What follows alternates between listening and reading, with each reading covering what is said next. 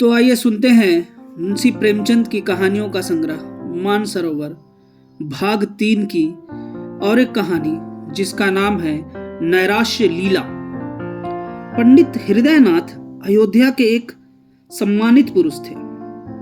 धनवान तो नहीं, लेकिन खाने पीने से खुश थे। कई मकान थे, उन्हीं के किराए पर गुजर होता था। इधर किराए बढ़ गए थे। उन्होंने अपनी सवारी भी रख ली थी। बहुत विचारशील आदमी थे, अच्छी शिक्षा पाई थी, संसार का काफी तजुर्बा था, पर क्रियात्मक शक्ति से वंचित थे। सब कुछ न जानते थे। समाज उनकी आंखों में एक भयंकर भूत था जिससे सदैव डरते रहना चाहिए। उसे जरा भी रुष्ट किया तो फिर जान की खैर नहीं। उनकी स्त्री जागेश्वरी उनका प्रतिबिंब थी। पति के विचार उसके विचार और पति की इच्छा उसकी इच्छा थी। दोनों प्राणियों में कभी मतभेद न होता था। जागेश्वरी शिव की उपासक थी, हृदयनाथ वैष्णव थे। पर दान और व्रत में दोनों को सम्मान श्रद्धा थी। दोनों धर्मनिष्ठ थे, उससे कहीं अधिक जितना सामान्यतः शिक्षित लोग हुआ करते हैं। इसका कदाचित यह कारण था कि एक कन्या के सिवा उनके और कोई संतान न थी। उसका विवाह 13वें वर्ष में हो गया था और माता पिता की अब यही लालसा थी कि भगवान इसे पुत्रवती करे तो हम लोग नवासे के नाम अपना सब कुछ लिख लिखाकर निश्चिंत हो जाएं। किंतु विधाता को कुछ और ही मंजूर था। कैलाश कुमारी का अभी गौना भी न हुआ था। वह अभी तक यह भी न जानने पाई थी कि विवाह का आशय क्या है कि उसका सुहाग उठ गया। वैधव्य ने उसके जीवन की अभिलाषाओं का दीपक बुझा दिया। माता और पिता विलाप कर रहे थे। घर में कोहराम मचा हुआ था, पर कैलाश कुमारी भौचक्की हो होकर सबके मुंह की ओर ताकती थी। उसकी समझ ही में ना आता था कि यह लोग रोते क्यों हैं। माँ बाप की इकलौती बेटी थी। माँ बाप के अतिरिक्त वह किसी तीसरे व्यक्ति को अपने लिए आवश्यक न समझती थी। उसकी सुख कल्पनाओं में अभी तक पति का प्रवेश न हुआ था। वह समझती थी स्त्रियां पति के मरने पर इसलिए रोती हैं कि वह उनका और उनके बच्चों का पालन करता है। मेरे घर में किस बात की कमी है? मुझे इसकी क्या चिंता है कि खाएंगे क्या, पहनेंगे क्या? मुझे जिस चीज की जरूरत होगी बाबूजी तुरंत ला देंगे। अम्मा से जो चीज मांगूंगी वह दे देंगी। फिर रोऊं क्यों?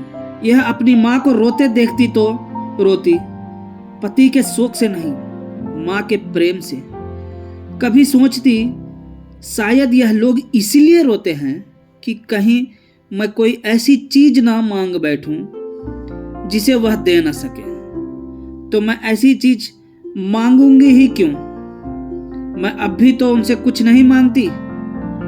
वह आप ही मेरे लिए एक न एक चीज नित्य लाते रहते हैं। क्या मैं अब कुछ और हो जाऊंगी? इधर माता का यह हाल था कि बेटी की सूरत देखते ही आंखों से आंसू की झड़ी लग जाती। बाप की दशा और भी करुणाजनक थी। घर में आना जाना छोड़ दिया। सिर पर हाथ धरे कमरे में अकेले उदास बैठे रहते। उसे विशेष दुख इस बात का था कि सहेलियां भी अब उसके साथ खेलने न आती। उसने उनके घर जाने की माता से आज्ञा मांगी तो वह फूट फूट कर रोने लगी। माता पिता की यह दशा देखी तो उसने उनके सामने जाना छोड़ दिया। बैठे किस्से कहानियां पढ़ा करती। उसकी एकांत प्रियता का माँ बाप ने कुछ और ही अर्थ समझा। लड़की शोक के मारे घुली जाती है। इस वज्रपात ने उसके हृदय को टुकड़े टुकड़े कर डाला है। एक दिन हृदयनाथ ने जागेश्वरी से कहा, जी चाहता है घर छोड़कर कहीं भाग जाऊं। इसका कष्ट अब नहीं देखा जाता। जागेश्वरी, मेरी तो भगवान से यही प्रार्थना है कि मुझे संसार से उठा ले। कहाँ तक छाती पर पत्थर की सील रखूं? हृदयनाथ, किसी भांति इसका मन बहलाना चाहिए जिसमें शोकमय विचार आने ही ना पाए। हम लोगों को दुखी और रोते देखकर उसका दुख और भी दारुण हो जाता है। जागेश्वरी, मेरी तो बुद्धि काम नहीं करती। हृदयनाथ, हम लोग यूं ही मातम करते रहे तो लड़की की जान पर बन जाएगी। अब कभी कभी उसे लेकर सैर करने चली जाया करो।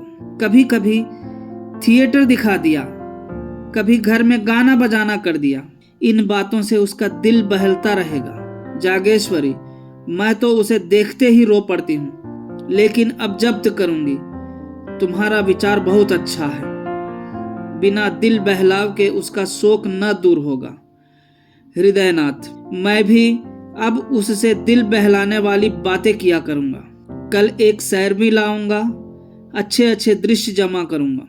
ग्रामोफोन तो आज ही मंगवा देता हूँ। बस उसे हर वक्त किसी न किसी काम में लगाए रहना चाहिए। एकांतवास शोक ज्वाला के लिए समीर के समान है। उस दिन से जागेश्वरी ने कैलाश कुमारी के लिए विनोद और प्रमोद के सामान जमा करने शुरू किए।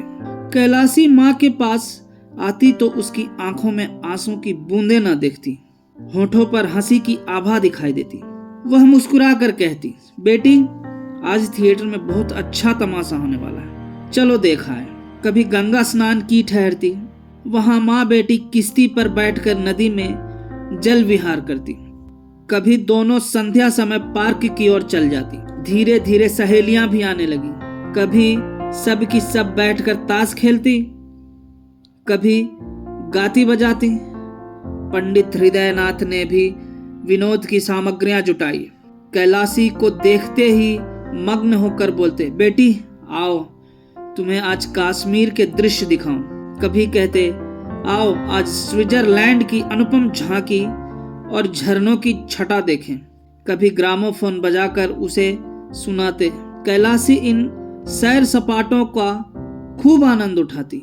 इतने सुख से उसके दिन कभी न गुजरे थे। इस भांति 2 वर्ष बीत गए। कैलाशी सैर तमाशे की इतनी आदी हो गई कि एक दिन भी थिएटर ना जाती तो बेकल सी होने लगती। मनोरंजन नवीनता का दास है और समानता का शत्रु। थिएटरों के बाद सिनेमा की सनक सवार हुई। सिनेमा के बाद मिसमेरिज्म और हिप्नोटिज्म के तमाशे की। ग्रामोफोन के नए रिकॉर्ड आने लगे। संगीत का चस्का पड़ गया। बिरादरी में कहीं उत्सव होता तो माँ बेटी अवश्य जाती। कैलाशी नित्य इसी नशे में डूबी रहती। चलती तो कुछ गुनगुनाती हुई, किसी से बातें करती तो वही थिएटर की और सिनेमा की। भौतिक संसार से अब कोई वास्ता ना था। अब उसका निवास कल्पना संसार में था। दूसरे लोक की निवासिनी होकर उसे प्राणियों से कोई सहानुभूति न रही। किसी के दुख पर जरा दया न आती। स्वभाव में उच्छृंखलता का विकास हुआ। अपनी सुरुचि पर गर्व करने लगी। सहेलियों से डींगे मारती, यहाँ के लोग मूर्ख हैं, यह सिनेमा की कद्र क्या करेंगे, इसकी कद्र तो पश्चिम के लोग करते हैं। वहां मनोरंजन की सामग्रियां उतनी ही आवश्यक है जितनी हवा। जब ही तो वे उतने प्रसन्न चित्त रहते हैं, मानो किसी बात की चिंता ही नहीं। यहाँ किसी को इसका रस ही नहीं।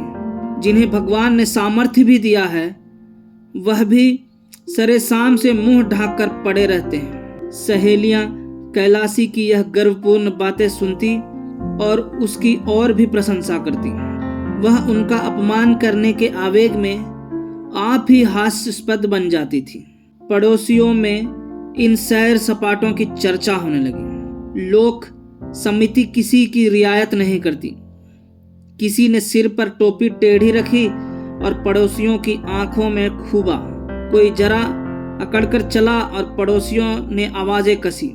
विधवा के लिए पूजा पाठ है, तीर्थ व्रत है, मोटा खाना है, मोटा पहनना है, उसे विनोद और विलास, राग और रंग की क्या जरूरत।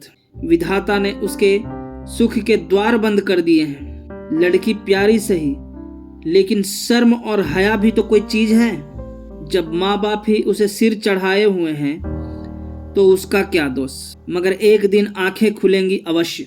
महिलाएं कहती, बाप तो मर्द है, लेकिन माँ कैसी है, उसको जरा भी विचार नहीं कि दुनिया क्या कहेगी। कुछ उन्हीं की एक दुलारी बेटी थोड़े ही है। इस भांति मन बढ़ाना अच्छा नहीं। कुछ दिनों तक तो यह खिचड़ी आपस में पकती रही। अंत को एक दिन कई महिलाओं ने जागेश्वरी के घर पदार्पण किया। जागेश्वरी ने उनका बड़ा आदर सत्कार किया। कुछ देर तक इधर उधर की बातें करने के बाद एक महिला बोली, महिलाएं रहस्य की बातें करने में बहुत अभ्यस्त होती हैं। बहन, तुम ही मजे में हो कि हंसी खुशी में दिन काट देती हो। हमें तो दिन पहाड़ हो जाता है। न कोई काम न धंधा, कोई कहां तक बातें करे। दूसरी देवी ने आंखें मटकाते हुए कहा, अरे तो यह तो बदे की बात है। सभी के दिन हंसी खुशी से कटे तो रोए कौन। यहां तो सुबह से शाम तक चक्की चूल्हे से छुट्टी नहीं मिलती।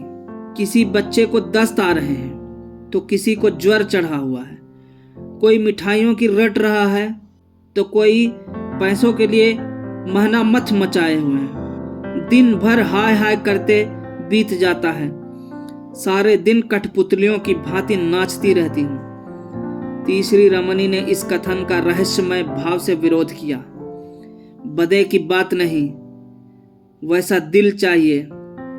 तुम्हें तो कोई राज सिंहासन पर बिठा दे तब भी तस्कीन ना होगी, तब और भी हाय हाय करोगी। इस पर एक वृद्धा ने कहा, नौज ऐसा दिल, यह भी कोई दिल है कि घर में चाहे आग लग जाए, दुनिया में कितना ही उपहास हो रहा हो, लेकिन आदमी अपने राग रंग में मस्त रहे। वह दिल है कि पत्थर। हम गृहिणी कहलाते हैं।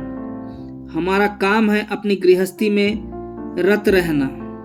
आमोद प्रमोद में दिन काटना हमारा काम नहीं।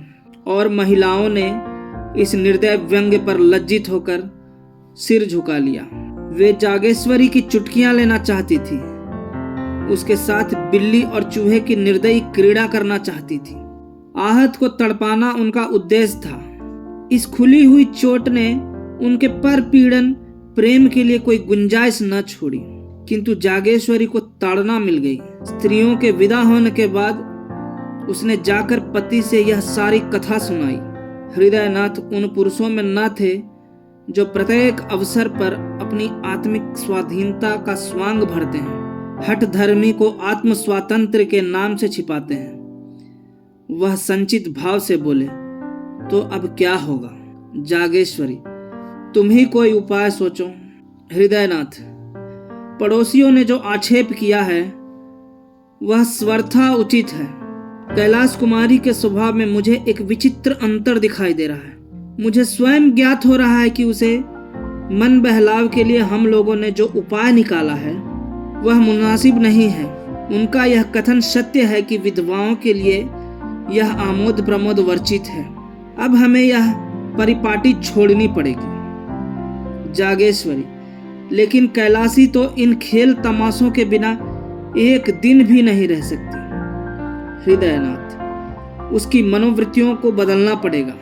सनह सनह यह विलासोन्माद शांत होने लगा। वासना का तिरस्कार किया जाने लगा। पंडित जी संध्या शाम ग्रामोफोन ना बजाकर कोई धर्म ग्रंथ पढ़कर सुनाते।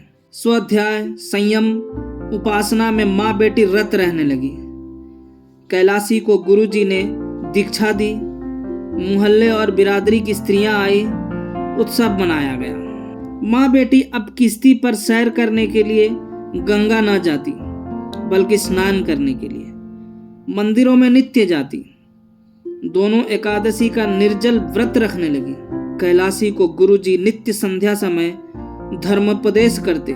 कुछ दिनों तक तो कैलाशी को वह विचार परिवर्तन बहुत कष्टजनक मालूम हुआ, पर धर्मनिष्ठा नारियों का स्वाभाविक गुण है। थोड़े ही दिनों में उसे धर्म से रुचि हो गई। अब उसे अपनी अवस्था का ज्ञान होने लगा था। विषय वासना से चित्त आप ही आप खींचने लगा। पति का यथार्थ आशय समझ में आने लगा। पति ही स्त्री का सच्चा मित्र, सच्चा पथ प्रदर्शक और सच्चा सहायक है। पति विहीन होना किसी घोर पाप का प्रायश्चित है।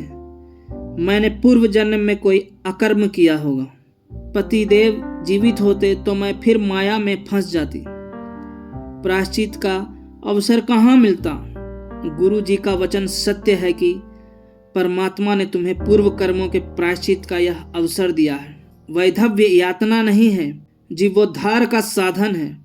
मेरा उद्धार त्याग, विराग, भक्ति और उपासना से होगा। कुछ दिनों के बाद उसकी धार्मिक वृत्ति इतनी प्रबल हो गई कि अन्य प्राणियों से वह पृथक रहने लगी।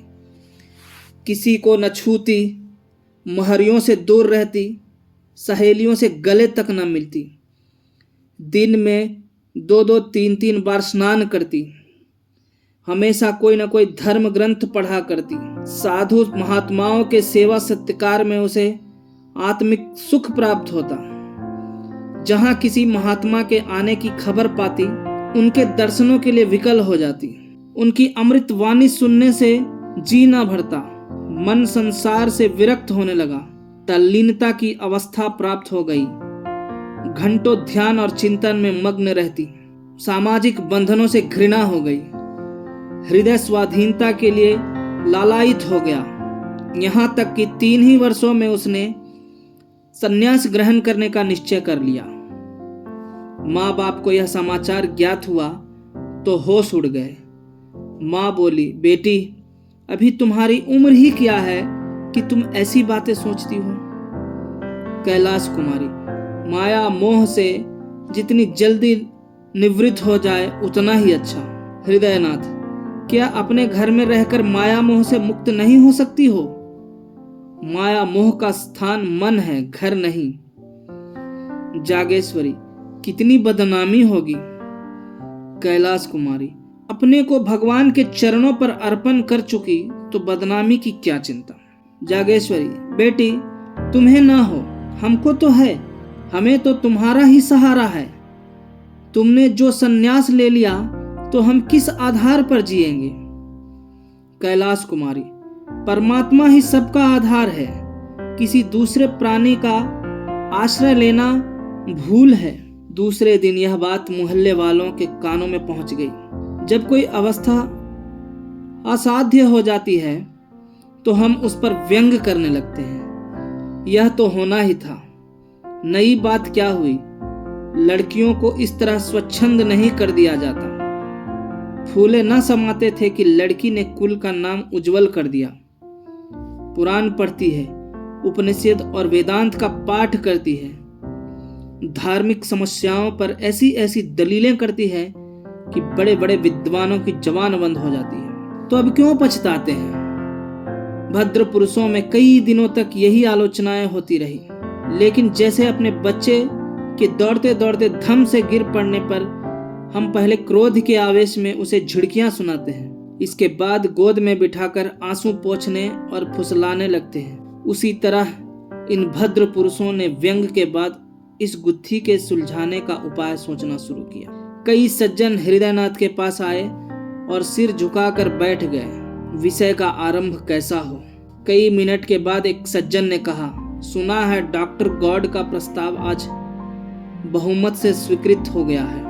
दूसरे महाशय बोले, यह लोग हिंदू धर्म का सर्वनाश करके छोड़ेंगे। तीसरे महानुभाव ने फरमाया, सर्वनाश तो हो ही रहा है, अब और कोई क्या करेगा। जब हमारे साधु महात्मा जो हिंदू जाति के स्तंभ हैं इतने पतित हो गए हैं कि भोली भाली युवतियों को बहकाने में संकोच नहीं करते, तो सर्वनाश होने में रह ही क्या गया। हृदयनाथ, यह विपत्ति तो मेरे सिर ही पड़ी हुई है, आप लोगों को तो मालूम होगा। पहले महाशय, आप ही के सिर क्यों, हम सभी के सिर पड़ी हुई है। दूसरा महाशय, समस्त जाति के सिर कहिए। हृदयनाथ, उद्धार का कोई उपाय सोचिए। पहले महाशय, आपने समझाया नहीं। हृदयनाथ, समझा के हार गया, कुछ सुनती ही नहीं। तीसरे महाशय, पहले ही भूल हुई, उसे इस रास्ते पर डालना ही ना चाहिए था। पहले महाशय, उस पर पछताने से क्या होगा? सिर पर जो पड़ी है उसका उपाय सोचना चाहिए। आपने समाचार पत्रों में देखा होगा, कुछ लोगों की सलाह है कि विधवाओं से अध्यापकों का काम लेना चाहिए। यद्यपि मैं इसे भी बहुत अच्छा नहीं समझता, पर सन्यासिनी बनने से तो कहीं अच्छा है। लड़की अपनी आंखों के सामने तो रहेगी। अभिप्राय केवल यही है कि कोई ऐसा काम होना चाहिए जिसमें लड़की का मन लगे। किसी अवलंब के बिना मनुष्य को भटक जाने की शंका सदैव बनी रहती है। जिस घर में कोई नहीं रहता उसमें चमगादड़ बसेरा लेते हैं। दूसरे महाशय, सलाह तो अच्छी है, मोहल्ले की 10-5 कन्याएं पढ़ने के लिए बुला ली जाए। उन्हें किताबें, गुड़िया आदि इनाम मिलता रहे तो बड़े शौक से आएंगी। लड़की का मन तो लग जाएगा। हृदयनाथ, देखना चाहिए, भरसक समझाऊंगा। ज्यों ही यह लोग विदा हुए, हृदयनाथ ने कैलाश कुमारी के सामने यह तजवीज पेश की। कैलाशी को संन्यस्त के उच्च पद के सामने अध्यापिका बनना अपमानजनक जान पड़ता था। कहाँ वह महात्माओं का सत्संग, वह पर्वतों की गुफा, वह सुरमय प्राकृतिक दृश्य, वह हिम राशि की ज्ञानमय ज्योति, वह मानसरोवर और कैलाश की शुभ छटा, वह आत्मदर्शन की विलास कल्पनाएं, और कहाँ बालिकाओं को चिड़ियों की भांति पढ़ाना। लेकिन हृदयनाथ कई दिनों तक लगातार सेवा धर्म का महात्म्य उसके हृदय पर अंकित करते रहे। सेवा ही वास्तविक संन्यास है। सन्यासी केवल अपनी मुक्ति का इच्छुक होता है। सेवा व्रतधारी स्वयं की परमार्थ की वेदी पर बलि दे देता है। इसका गौरव कहीं अधिक है। देखो, ऋषियों में दधीची का जो यश है, हरिश्चंद्र की जो कीर्ति है, उसकी तुलना और कहाँ की जा सकती है। संन्यास स्वार्थ है, सेवा त्याग है आदि। उन्होंने इस कथन की उपनिषदों और वेद मंत्रों से पुष्टि की। यहाँ तक कि धीरे धीरे कैलाशी के विचारों में परिवर्तन होने लगा। पंडित जी ने मोहल्ले वालों की लड़कियों को एकत्र किया। पाठशाला का जन्म हो गया।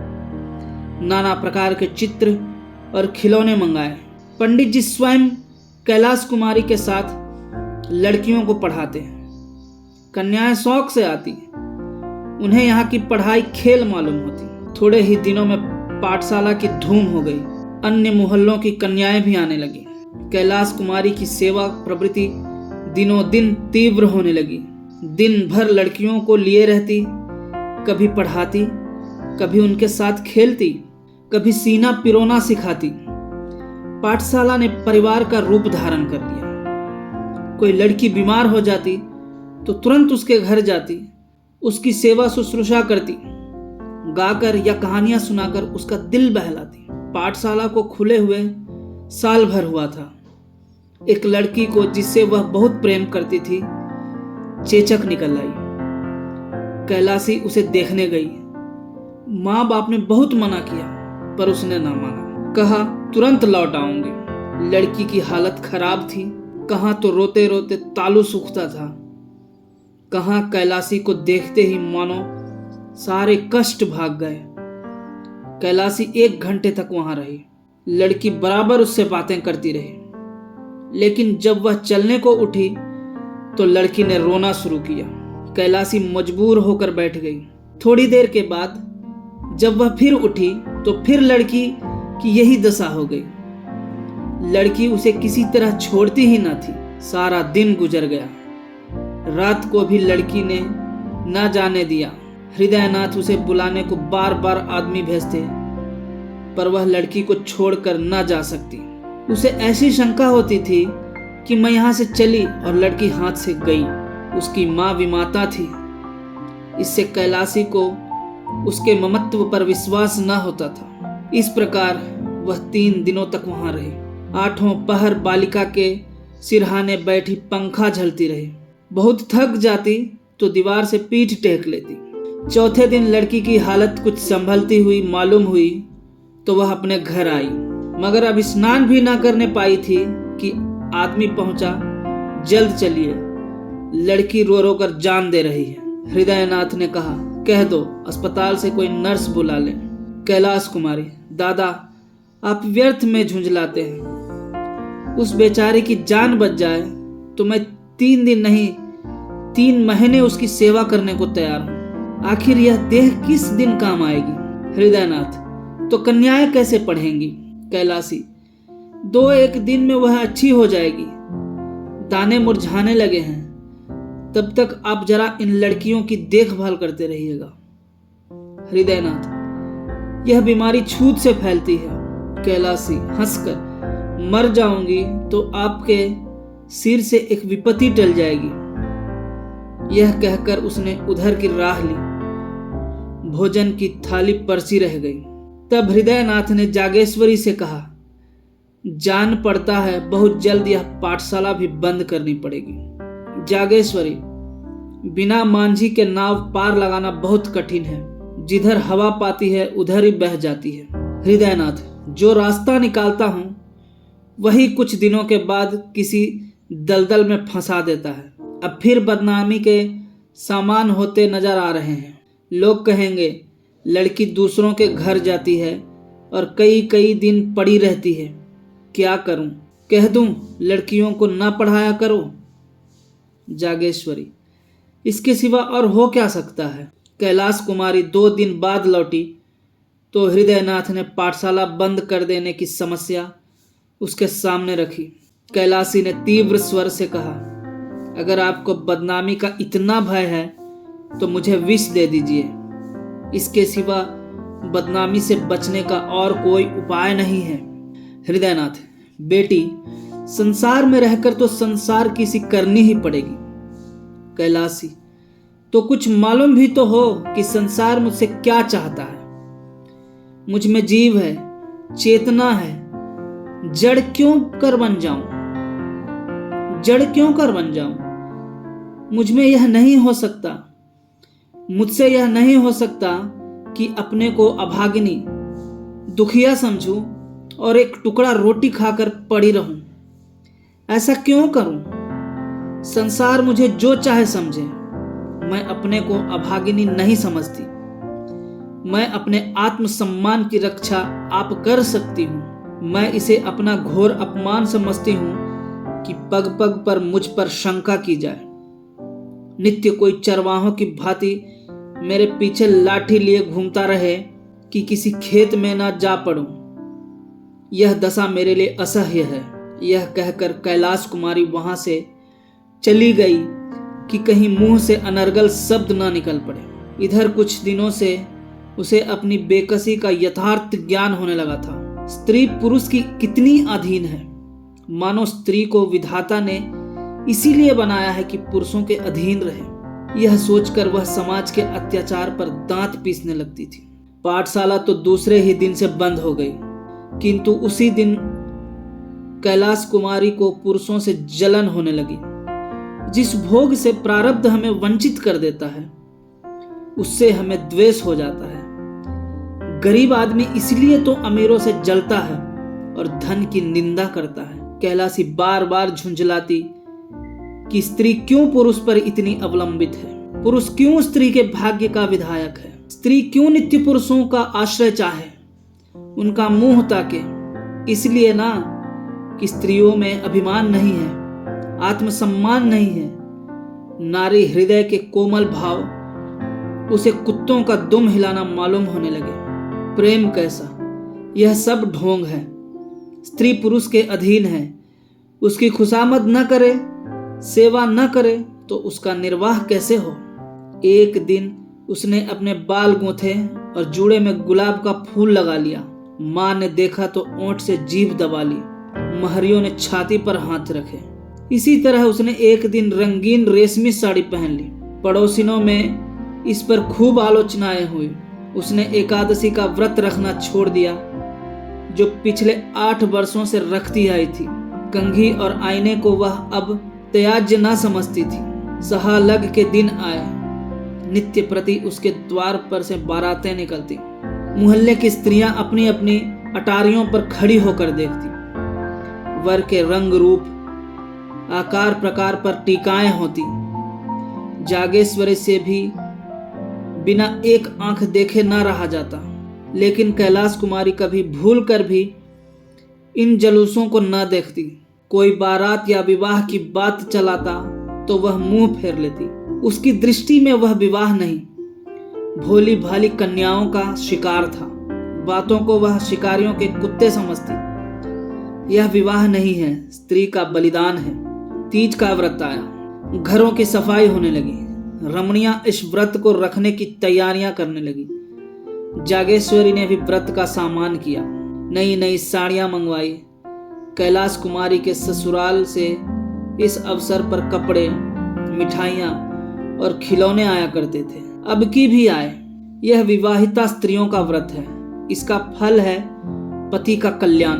विधवाएं भी इस व्रत को यथोचित रीति से पालन करती हैं। पति से उनका संबंध शारीरिक नहीं वरन आध्यात्मिक होता है। उसका इस जीवन के साथ अंत नहीं होता, अनंत काल तक जीवित रहता है। कैलाश कुमारी अब तक यह व्रत रहती आई थी। अब की उसने निश्चय किया, मैं व्रत न रखूंगी। मां ने तो माथा ठोक लिया, बोली, बेटी यह व्रत रखना धर्म है। कैलाश कुमारी, पुरुष भी स्त्रियों के लिए कोई व्रत रखते हैं? जागेश्वरी, मर्दों में इसकी प्रथा नहीं है। कैलाश कुमारी, इसलिए ना कि पुरुषों को स्त्रियों की जान उतनी प्यारी नहीं होती जितनी स्त्रियों को पुरुषों की जान। जागेश्वरी, स्त्रियां पुरुषों की बराबरी कैसे कर सकती है? उनका तो धर्म है अपने पुरुष की सेवा करना। कैलाश कुमारी, मैं इसे अपना धर्म नहीं समझती। मेरे लिए अपनी आत्मा की रक्षा के सिवा और कोई धर्म नहीं। जागेश्वरी, बेटी गजब हो जाएगा, दुनिया क्या कहेगी? कैलाश कुमारी, फिर वही दुनिया। अपनी आत्मा के सिवा मुझे किसी का भय नहीं। हृदयनाथ ने जागेश्वरी से यह बातें सुनी तो चिंता सागर में डूब गए। इन बातों का क्या आशय? क्या आत्मसम्मान का भाव जागृत हुआ है या नैराश्य की क्रूर क्रीड़ा है? धनहीन प्राणी को जब कष्ट निवारण का कोई उपाय नहीं रह जाता तो वह लज्जा को त्याग देता है।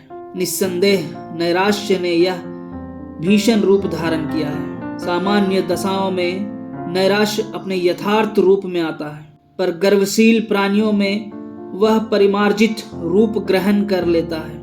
यहाँ पर हृदयगत कोमल भावों का अपहरण कर लेता है, चरित्र में अस्वाभाविक विकास उत्पन्न कर देता है।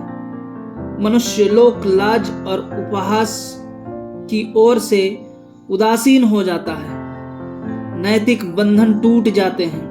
यह नैराश्य की अंतिम अवस्था है। हृदयनाथ इन्हीं विचारों में मग्न थे कि जागेश्वरी ने कहा, अब क्या करना होगा?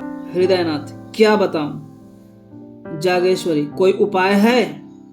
हृदयनाथ, बस एक ही उपाय है, पर उसे जबान पर नहीं ला सकता। धन्यवाद।